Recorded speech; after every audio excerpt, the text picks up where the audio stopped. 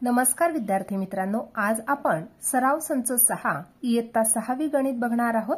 पहिला प्रश्न आहे, खालील संख्यांच्या विरुद्ध संख्या लिहा।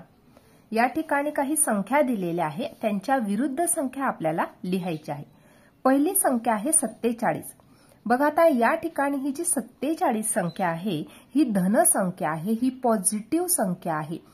या ठिकाणी अधिक 47 या प्रकारे आपण लिहिलेलं नाही आहे, तरी सुद्धा ही संख्या धन संख्या आहे, पॉझिटिव्ह संख्या आहे, धन संख्या आहे। म्हणून या संख्येच्या विरुद्ध संख्या निगेटिव्ह संख्या लिहिणार आपण या प्रकारे ऋण 47। दुसरा आहे अधिक 52। या ठिकाणी ही संख्या धन संख्या आहे, म्हणून तिच्या विरुद्ध संख्या वजा 52। पुढची संख्या आहे वजा 33। या ठिकाणी ही जी संख्या आहे ही ऋण संख्या आहे, म्हणून या ऋण संख्येच्या विरुद्ध संख्या मिळणार धन संख्या म्हणजे 33।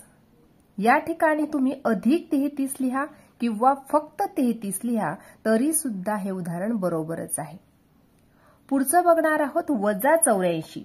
आता या ठिकाणी बघा वजा 84 म्हणजे ही संख्या ऋण संख्या आहे, तिच्या विरुद्ध संख्या आपण धन संख्या लिहिणार।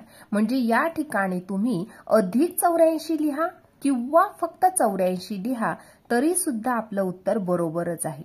या प्रकारे तुम्ही अधिक 84 सुद्धा लिहू शकता किंवा फक्त 84 या प्रकारे सुद्धा लिहू शकता।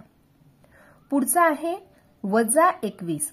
या ठिकाणी सुद्धा ही जी संख्या आहे वजा 21 ही संख्या ऋण संख्या आहे, तिच्या विरुद्ध संख्या धन संख्या म्हणजे फक्त 21। अधिक 21 लिहा किंवा फक्त 21 लिहा तरी सुद्धा बरोबर आहे। पुढची संख्या आहे अधिक 16। म्हणजे ही संख्या धन संख्या आहे, तिच्या विरुद्ध संख्या ऋण संख्या म्हणजे ऋण 16 किंवा वजा 16 सुद्धा आपण म्हणू शकतो। पुढची संख्या आहे वजा 26। ही ऋण संख्या आहे, तिच्या विरुद्ध संख्या असते धन संख्या, म्हणून वजा 26 तिच्या विरुद्ध संख्या मिळाली अधिक 26 किंवा फक्त 26। पुढची संख्या आहे 80। आता या ठिकाणी 80 ही जी संख्या आहे ही धन संख्या आहे, म्हणून तिच्या विरुद्ध संख्या असते ऋण संख्या, म्हणून वजा 80 ही ऋण संख्या आपल्याला मिळाली।